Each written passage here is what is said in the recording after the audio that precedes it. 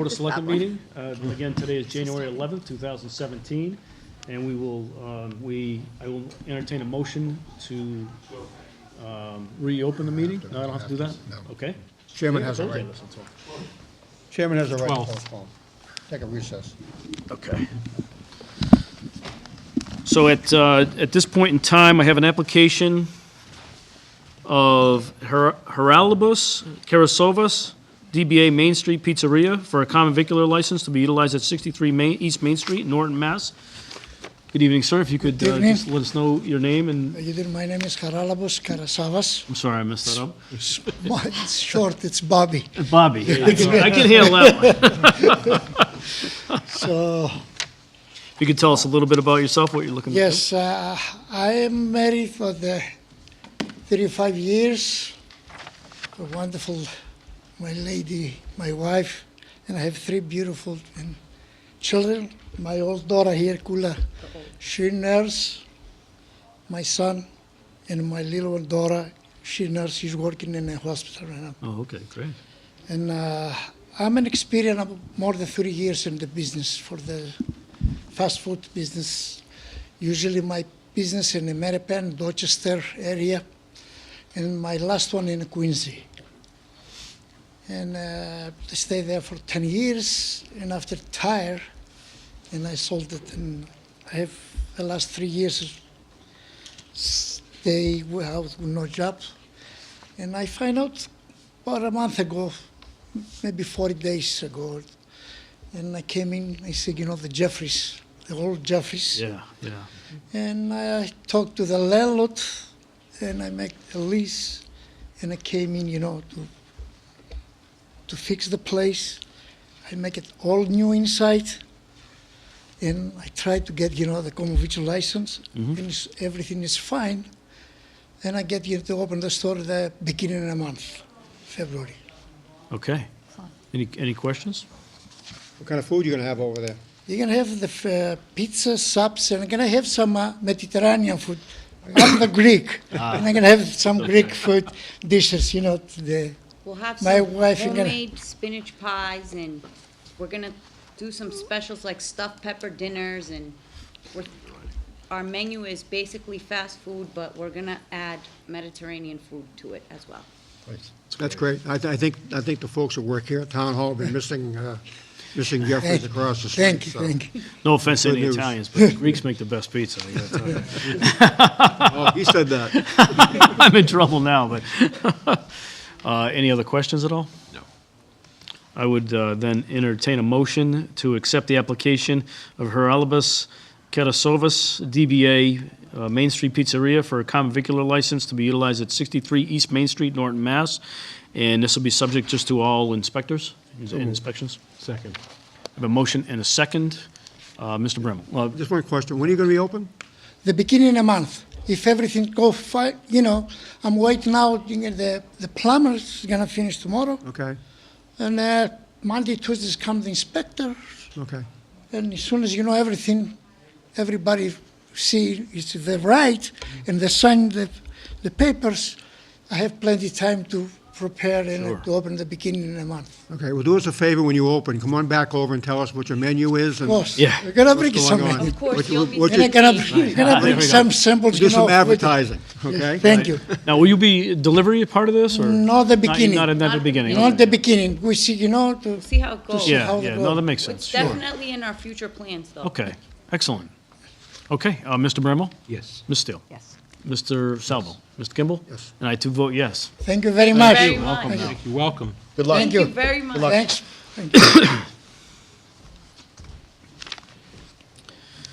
Okay, we have Donald Powers from the Norton Singers, my goodness, for a one-day beer and wine license to be utilized at the Everett Leonard Park, which is Saturday, June 10th, 2017, from 12 noon to 6 p.m. for a private party. Any questions or concerns? It's good looks to like- hear we're talking about June, though. That's Yeah, nice. right? Yeah, it'd be nice. Approximate number of people attending is 50, to bring your own booze. I would add, subject to sign off from the public safety departments, there's no sign off on mine. You have a sign? No, I do not, no. Yeah. So, okay, so I would take that in the form of a motion. Second. Any further discussion? Given none, Mr. Bremo? Yes. Ms. Steele? Yes. Mr. Salvo? Yes. Mr. Kimball? Yes. And I too vote yes, that is unanimous. Announcements, Mr. Salvo.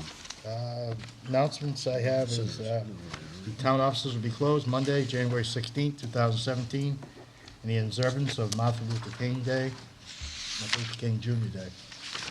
That's all I have for announcements. Ms. Steele? Nothing, Mr. Chairman. Mr. Bramo? All set, thank you. And Mr. Kimball? Nope, nothing. Okay. We have Representative of the National Grid, Verizon, and Comcast here. Discussions of double polls. Good evening, everybody. If you could just come up, just let us, notify us of who you are and who you represent, I guess, and then we can go from there. Good evening, Ellen Cummings from Verizon. Ann Malley from National Grid. Good evening, Robert Sullivan on behalf of Comcast. Okay. So some of, Mr. Eunice, I don't know if you, no, okay. So some of our discussion here has been over quite a period of time is, in Norton, we tend to see a lot of double polls. And so what we're trying to do is figure out how to limit the double polls. And we don't really know sometimes as to who to contact or who to go to. We'll go to maybe Verizon, but it's a Comcast poll, or Comcast and it's a Verizon poll, things like that. Or, sometimes maybe it's part of the fire department as well. So what we're looking to do is we wanted to have everybody here together, and we can, as a board, maybe talk to you and sort of get, from my standpoint, I guess, get a feel as to how we can, I guess, fix the issue that we see as an issue, I guess. So I don't know if anybody else has any comments or questions to begin with, I guess, first. So I guess, I'm sorry, go ahead, Mr. Salvo. This is one of my pet peeves since 2003, so as the years go on, we notice, there become more and more poles that have been either taken down or replaced for whatever reason, either it's an auto accident or upgrades. And for the longest time, they're either cut off at the middle and tied around, and they're there for, years to come without being removed totally. And I understand the situation, how this works. And National Grid's here, A, B, C, D, all the way down. I understand all that format, believe me. But I think what's happening over the years is either communication problem is not getting to the proper people to address their job so the next person can do their job, and then finally get back to whoever owns the pole, either Verizon or National Grid, and have it taken away. So I think that there has to be more of a communication barrier between all utility companies involved so that we can start eliminate these. I know it's not just Norton. I drive through a lot of towns, and they're everywhere, whether it's overabundance of work or whatever the case may be. Maybe you'd have to look into the future and sub some of this out to get rid of this stuff, because it becomes an eyesore, and it also becomes a sight view pulling out of a lot of parking lots or even people's driveways. That extra pole means a difference to try to sneak around to either the pole out. It becomes another hazard for us. So we're just trying to look at a way to get a better communication on how it gets addressed. I know when there's an auto accident, proper companies are notified that this, and this, but somehow at the end, it's either wrapped over the other side or tied together with shoestrings, and we're just trying to clean the town up a little bit, so. So I guess if you could, maybe any one of you, I guess, let me know or let us know what the process is to correct the double poll, I guess, in any one of your situations, I guess. Maybe we should start with the database, how that's Okay, different yes. now. Okay, yeah, we do have, what we do is all the utilities group together and we have one database. And so when a double poll occurs, either set by Verizon or National Grid, it gets entered into the system. And it has, every utility has a slot in there. And it's also, we have obviously non-utility as well. There's fire alarm, there's different pole attachment, people attached to our poles, both of our poles. We both joint own poles in town. Our area is south of 123 and 140, and Verizon, I believe, is north for the maintenance areas. So depending on what part of town it is, that's who sets the poles. So all the recent activity on Burt Street, all the poles were set by us, I think, on that one, because that's our section of town. And that had to do with the new solar farm, so that's why we had to put all new poles in. We had to put 50-foot poles in all through the town. And then we notify Verizon when we're done, and then it's what we call ball in court. So we do what we do, we're at the top of the pole, so we're always the first one off. So if we set the pole, we detach our equipment, and then we notify, put in the system, we're done, and then that shows up in Verizon's ball of court to be next, and then Comcast, and then who's ever below that. Everyone gets notified. And now Verizon's more, you probably know the system better than I do, because it is the Verizon system. Maybe you want to explain. Yeah, to Mr. Salvo, to your point about communication and whatnot, as you said, you know how it goes. Power's always on top, we're always on the bottom. You're always going to go first transferring, we're always going to go last. But as far as the communication is concerned, that was looked at a couple years ago. And the utilities, mainly the power company and Verizon, had taken a look at different databases that would be more efficient, how we could communicate to let the next attachee know when it's your turn to go. And this included any municipal attachment, municipalities, and the fire department, which we recently worked on following them right before Christmas. But so we knew that that was an issue. And in order to do that, in order to go to a new database, we also wanted to make sure that the information that was in the database was correct, that everything was accounted for. So what we did, the utilities did, we paid to have someone go out, a company, and they surveyed every single municipality and every single pole within the Commonwealth. And then that information was scrubbed, and then it was entered into the new database. We've all been trained on it. The municipalities have been contacted, like the fire department, to put a contact in, so when they have an attachment and they move, they'll get notified, and then they can move it over into the database. So, for example, it might go to Comcast next. So in answer to your communication issue, we did identify that, and we did address it. It was a long process, the survey and doing that and getting the database going and everyone registered. But the database with all the surveyed information is now up and running. So that's how the communication is done now. So that's up and running as of like the last few months, or? I'd say for all the municipalities and all the information, yes. Okay. And everyone being trained. And so given that, that should alleviate the length of time that double poles exist? Or what should the expectation be for a double pole to exist, I guess, at a location? Well, things will get prioritized too. For example, we were just talking about this. A lot of municipalities will let us know. I know sometimes Mike will contact us that there's one or a couple that are a priority in a certain location in town. So we'll concentrate on those. So the electric will make sure they go, we'll take a look, and we'll start communicating as well as the database on who's next, so we can take care of that. And that could be because maybe the town has a project, or maybe you have a high profile commercial project going on in town, so you're getting some heat on it, so they want to get that. So that stuff always comes into play, and also emergency stuff. If something's an emergency or a safety issue, or in a lot of time the road widening projects which go on, those take a lot of priority, because a lot of those, you'll also have Mass DOT involved in it, and that has a lot of different running parts. So things do get changed. It's not really a kind of black and white that we can say that, because things are constantly being moved on what's a priority. And I know some, not just Mike, sometimes we hear from the DPW, super that he has something that's a priority too. Sure. And then a lot of times, besides the utilities that are attached, the customers are attached to the pole. So a customer's secondary service, they own that service. They're attached to the pole. They have to get an electrician to move it over. So it's not just sometimes there's some customers involved as well that take some time to do their work before we can actually physically remove the pole. And at National Grid, we have, like I said, we have somebody who runs a report on a monthly basis and gives it to our operations folks. and we go out and we look what the ball in court for us. We either have to transfer or remove the pole. Now, something else that's coming, that's changing, we've been working with Verizon for quite some time now on changing the process, and we heard coming soon, it's going to change a bit, and hopefully this may speed things up as well.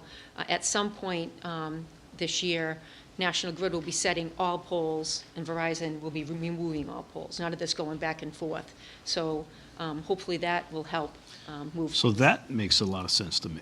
So that's, and there Yeah, are. but there's no date, we can't tell you that Yeah, that's gonna start next week we're right now, talking, though. we've been Right, okay. talking, and Sure. it's coming close. We're told sometime this year that will Right. happen, and they're also looking at different pilots to run that, because it's not just us, there's other people too, who's gonna do all that other work, Mm-hmm. and we're looking to address that as well. So we're talking to each other, we are Right. communicating, we know it's an issue for our cities and towns.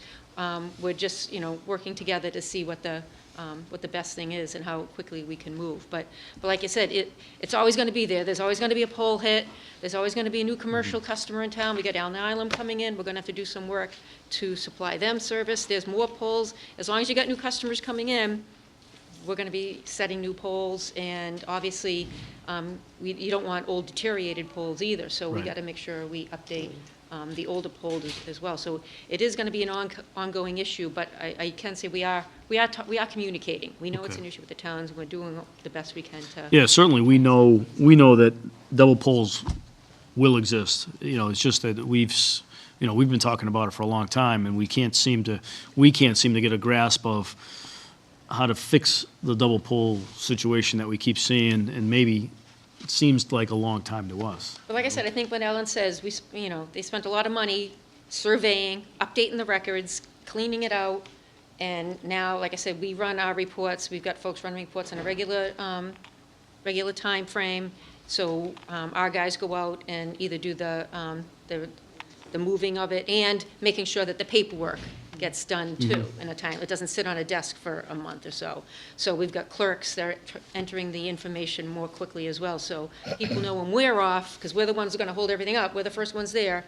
Get it off and move it to our priority is get the ball out of our court. We want to get as many ball out of our courts as we can. That's what we've been Right. working to do. Now, those reports, are there scheduled dates for these polls, or is it just, are We there just run the actually? report, and like I said, we go on the town's priorities. Yeah. If the town has certain priorities they want us to do, we address them first. Okay. If there's like on 123 or in a street corner, either, I get calls from Keith Silver or Mike, this is a dangerous, we address that immediately.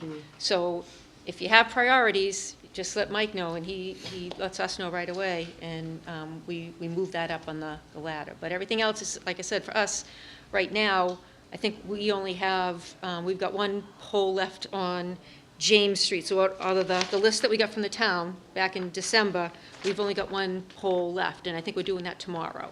We have to do a planned outage to replace the transformer. So for us, we've only got that one for right now. Like I said, next week will be a whole different situation. We could have a pole hit over the weekend and Sure. more on. So to me, it sounds like there's been some progress made as far as a good communication going on, and maybe some other additional type stuff where, One of the other things that survey did identify, it's a good and a bad, the other thing is people that attach that never contact us. When someone wants to attach, they contact us, they put an application in, we give them a license.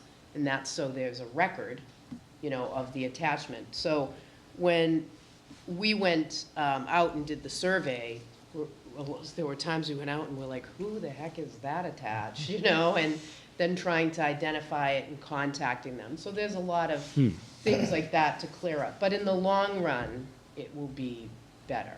It's just, it's a work in progress, trying to get everybody identified. Like I said, it's a great thing we did this, it'll allow us, but it does identify a lot of, attachments that hadn't been Okay. contacted, so we're adding them, so we don't get stuck trying to figure out, we get to a pole transfer, like, who's this third party that's attached now? Because no one really wants to touch anybody else's stuff, Right. or, because it could be live, maybe it's abandoned, who knows?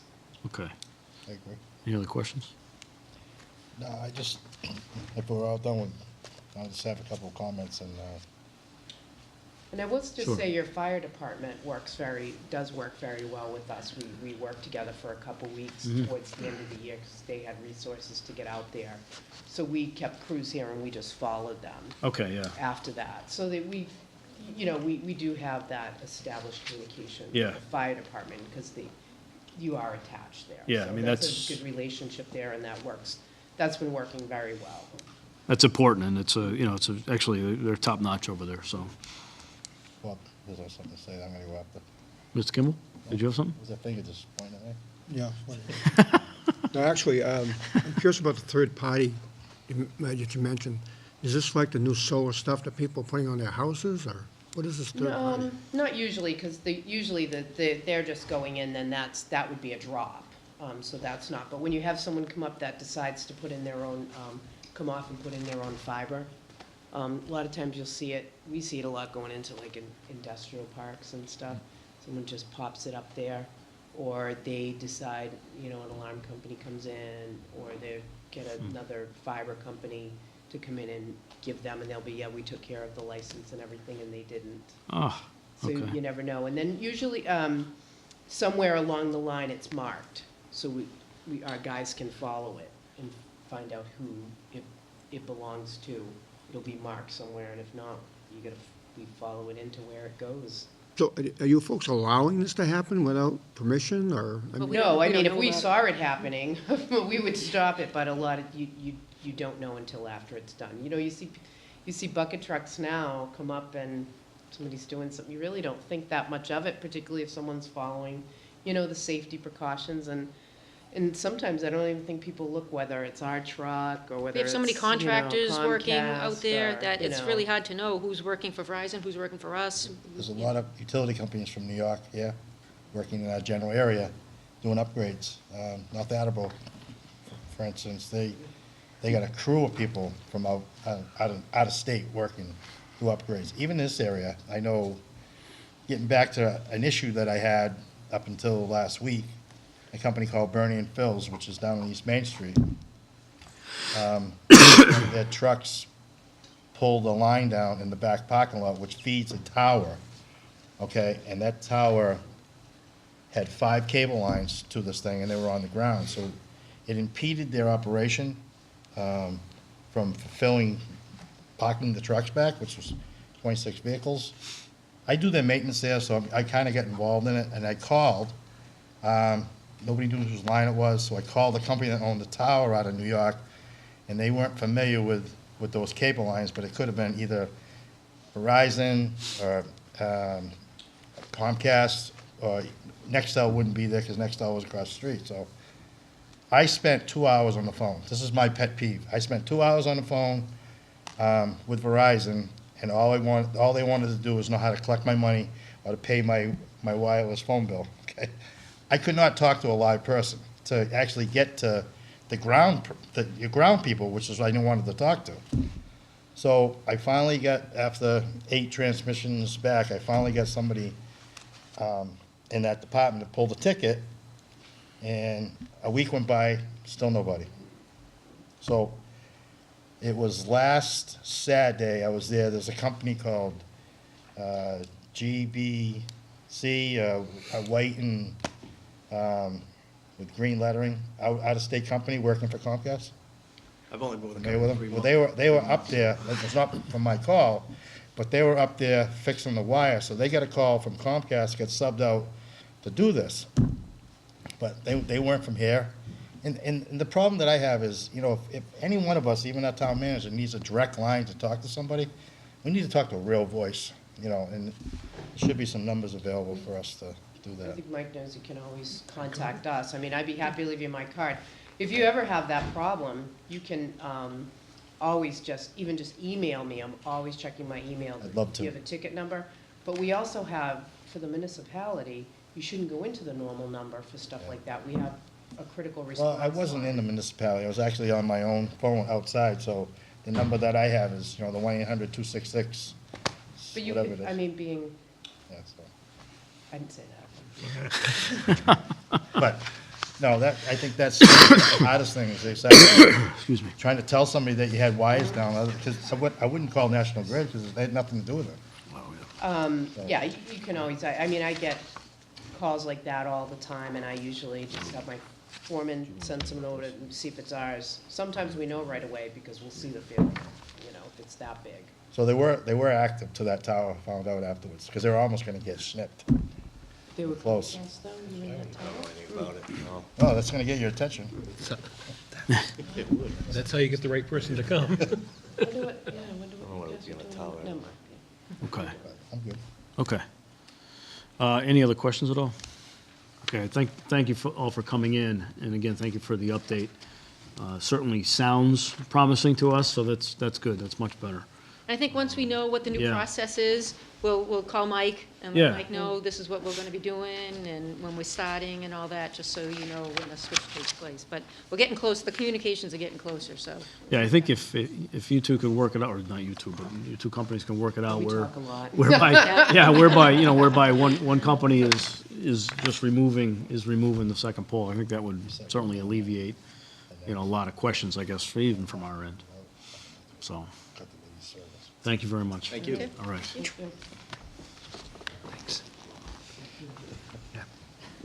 Thank you so much. Appreciate that, thank you. Thank you so much. Is always the best. What's that? Emailing is always Oh, the best yeah. way. Thank you. Thank you very much. On our cell phones. Thank you so much. Thank you. See you later. Okay, thank you. Okay, next, we have to discuss and or vote a notice given with accordance with Mass General Law, which is in regards to the intent of selling rights of first refusal of land on Newland and Newcomb Street.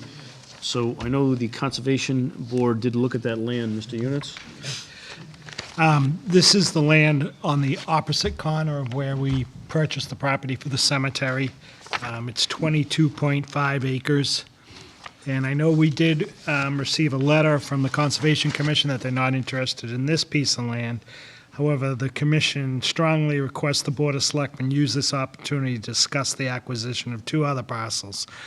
I don't think we can tie that into this 61A process, but at least they put us on notice that if the land across the street becomes available, they'd be interested in the land abutting Red Mill Road. Okay, Field, What's that? field next to the Yeah. farmhouse. okay. So do we need to take a vote tonight on? No other departments were interested? Yeah. Land Preservation Society? I haven't heard from them. Would you like I to would wait and imagine see? they'd be involved in those parcels across the street because that abuts conservation area back there. Be a good spot for a pumping station. Serious, water department. Because if that other one's too small, it's right Yeah. there up front. And they're selling this land for $650,000.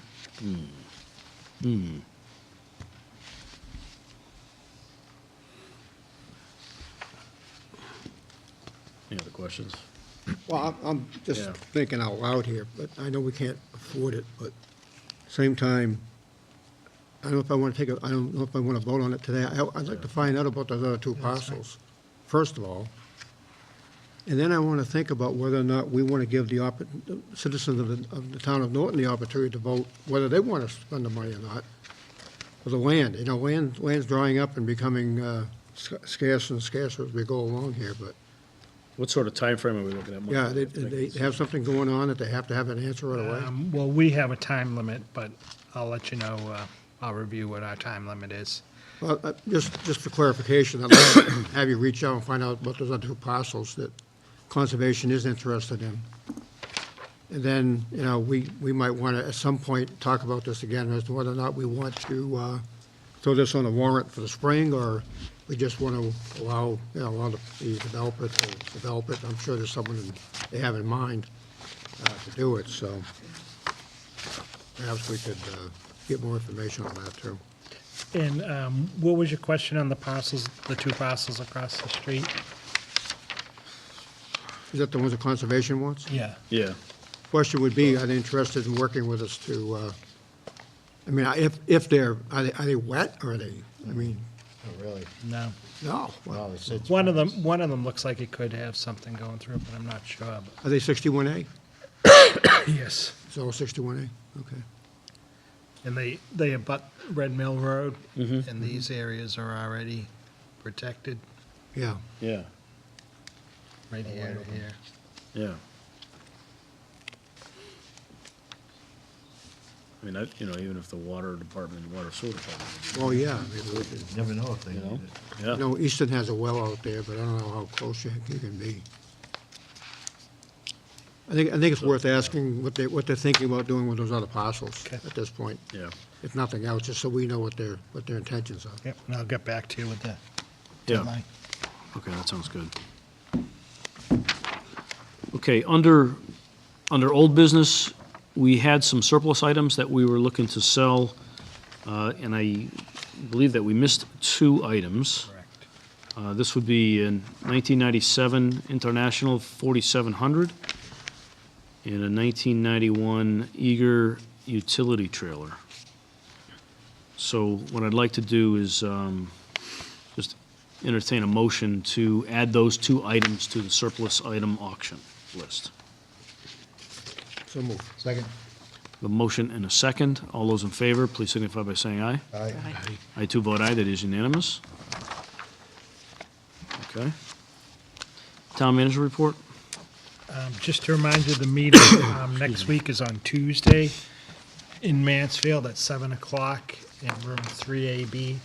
And this is with the boards of selectmen of Mansfield, Foxborough, Easton, and Norton to receive a presentation on the regional dispatch. And I gave you a copy of the latest draft of the proposed agreement. And you'll receive a lot of information on that on Tuesday night. And I sat down this week with our planning committee and the fire chief, police chief, and the communications director to discuss what things would be done over there, what things wouldn't be done. And the majority of everything we do is going to be done out of that center. Burglar alarms, fire alarms. Then if the roads are icy and someone calls in, if the police call in, they'll call that center, who will then contact the highway department, just like they do now. So we're actually in the best shape out of all the towns, because when they were looking at savings dollar-wise to each town, the other towns don't have station officers now. They have dispatchers sitting at the station. So they're thinking that they're going to be putting a station officer in, or a cadet or something, so the station doesn't go dark. But we already do that, so that's not an added cost to us that they're going to have. So that, right now, the estimate is that we could be saving $200,000 a year on our dispatch. But that's information that, the planning committee will bring back to you after. The hope is that you'll go Tuesday night, and then the planning committee will come back to you on the meeting of the 26th. Okay. Mr. Salvo? I won't be there Tuesday night to go that. I would love to be there. I guess one of my questions that I'd want to, ascertain that night, if somebody could bring it up, is, what if one town opts out? Okay, what happens to the remaining 3 other towns, or 2 towns opt out? What happens to the funding of this thing? Okay, what could be the impact on the 2 remaining towns that stay in? What would be the extra costs, et cetera? So that's one important question that I don't know about. Right, and I'm sure that the answer to that is going to be that the large driving force for cost is employees. And if one town drops out, then we'd be dropping the amount of employees that would be at the dispatch center. If 2 towns drop out, we'd be dropping more. Okay, I agree on that part of it, but the other part is, and I know it's being funded by, a lot of it's being funded by the E911 system, but what I'm saying, down the road, 8 to 10 years down the road, as far as upgrades, we all have to kick in money to do upgrades. That would be my what would the percentage cost be at that point versus all four being in there? Short-term and long-term plans, yeah, yeah. And I would say that the cost to do upgrades, if it's us in another town, would be 50% less than it would be if we did it by ourselves. If it's 3 other towns, it would be a third of what it would cost us to do it by ourselves. Mr. Bremmel? Just a question on like the way the thing will be set up.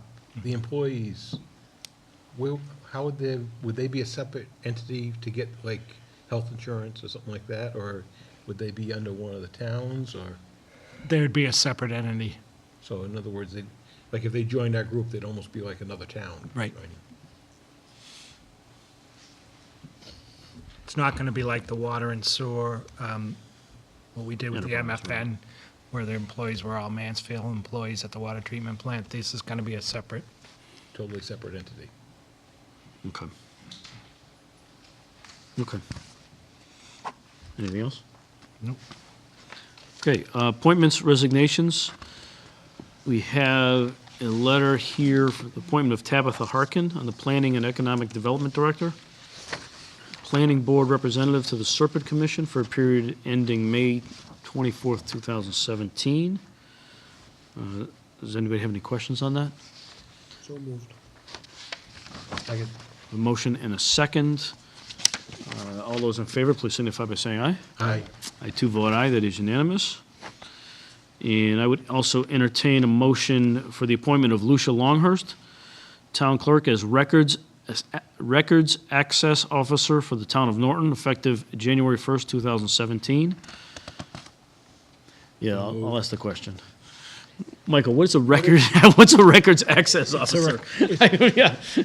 It's a requirement, and you'll see another one coming up. It's a requirement under the new public records law that was passed, that you have to have a public records officer appointed who's responsible for making sure that all public records requests are properly addressed. Right, so this is the specific, Well, Right, that's what I don't know. so now this particular new law gives specific guidelines as far as when a request is received, you have to respond by letter. If we cannot get them within 10, well, whatever those days are, I guess, I don't want to say it, but Right. there's specific guidelines in this law. And I guess what the state is saying is that we need a title, a new title of a You've got to person as well. designate a person Designate a to- person to do that. So moved. I Have just a- had a question. A motion and a second. Is that Ms. Steele. is this an addition, do we have to pay somebody to be this, or is it just becomes part of the responsibility? we don't have to, no. Are I we? mean, it's not a requirement. Oh, okay, I didn't know if it was, Pay. okay. Does it have to be It- I town didn't know if it clerk? was like a, No. stipend or something. It should be somebody in that office, I would think, right? It usually is the one that, requests usually come to the town clerk, so it saves time.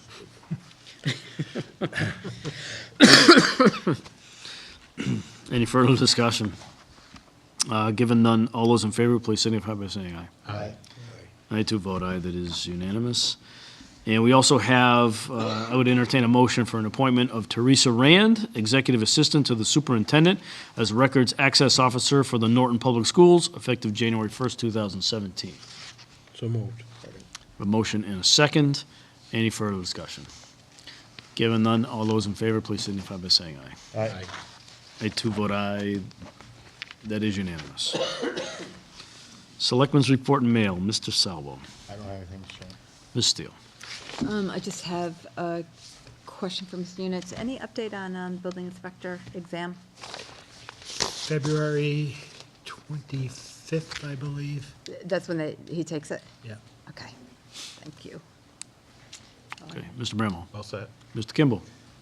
Received an email about, I kind of remember this sign, but I kind of don't. Maybe Mr. Bramo, Mr. Selva might remember it better, but VFW for years had a sign on Taunton Avenue. And according to this, was put up in 1954 on the corner of Barrow Street. I remember that. It's been taken, it's been knocked down or taken down or something, and they were trying to replace it. So they filled out a form. You aware of this, Mike? They filled out a form to the state highway, asking for permission to, first of all, I wouldn't have done it, I would put the damn sign back up, but that's how I would have done it. But Keith would have too. anyway, they wanted to put the sign back up. It's roughly 24 inches square. It's a small sign to be installed on a signpost approximately 5 feet off the edge of the highway, so I get that part. And it's for the Norton VFW. So State Highway sends back a letter after they filled out the application, which I guess Keith helped them. He submitted it for them, actually. From Mass Highway, Mass DOT. It says proposed sign installation. This isn't a sign installation, this is to replace a sign.